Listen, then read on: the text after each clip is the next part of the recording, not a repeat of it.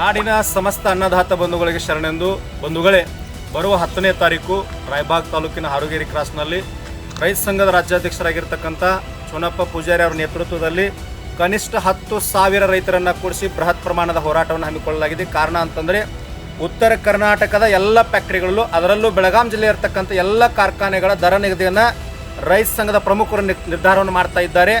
ಕಾರ್ಖಾನೆ ಎಲ್ಲ ಎಮ್ಡಿಗಳಲ್ಲಿ ಭಾಗವಹಿಸ್ತಾ ಇದ್ದಾರೆ. ಪೊಲೀಸ್ ವರಿಷ್ಠ ಅಧಿಕಾರಿಗಳು, ಜಿಲ್ಲಾಧಿಕಾರಿಗಳು, ತಹಸೀಲ್ದಾರ್ಗಳು, ಫ್ಯಾಕ್ಟ್ರಿ ಮೆಂಬರ್ಗಳ ಸಹಿತ ಈ ಹೋರಾಟದಲ್ಲಿ ಭಾಗವಹಿಸ್ತಕ್ಕಂಥ ವಿನಂತಿಯನ್ನು, ಎಚ್ಚರಿಕೆಯನ್ನು ಕೊಡ್ತಾ ಇದ್ದೀನಿ. ಏನಂತಂದರೆ, ಉಳಿಸ್ಕೊಂಡಿರ್ತಕ್ಕಂಥ ಎಲ್ಲ ಬಾಕಿ ಬಿಲ್ಲನ್ನು ಕೊಡಬೇಕು. ಹೋದ ವರ್ಷ ಮಾಡಿರ್ತಕ್ಕಂಥ ಅನ್ಯಾಯವನ್ನು ಈ ವರ್ಷ ಮಾಡಬಾರ್ದು. ಬಂದಿರತಕ್ಕಂಥ ರೈತರಿಗೆ ಅದೇ ಸ್ಥಳದಲ್ಲಿ ರೈತ ಸಂಘದ ಮುಖಂಡರು ಏನು ನಿರ್ಧಾರ ತಗೋತಾರೆ ಅದರ ದರ ನಿಗದಿಯನ್ನು ಆಗಬೇಕಾಗ್ತದೆ. ಅಕಸ್ಮಾತಾಗಿ ದರ ನಿಗದಿಯನ್ನು ಮಾಡದೆ ಫ್ಯಾಕ್ಟ್ರಿಯನ್ನು ಚಾಲೂ ಮಾಡಿದರೆ ಪ್ರತಿ ಫ್ಯಾಕ್ಟ್ರಿಯ ಮುಂದೆ 2,000 ರೈತರು ಬೃಹತ್ ಪ್ರಮಾಣದ ಪ್ರತಿಭಟನೆಯನ್ನು ಮಾಡಿ ಯಾವುದೇ ಕಾರಣಕ್ಕೂ ಫ್ಯಾಕ್ಟ್ರಿಯನ್ನು ಚಾಲೂ ಮಾಡಿಕೊಡೋದಿಲ್ಲ.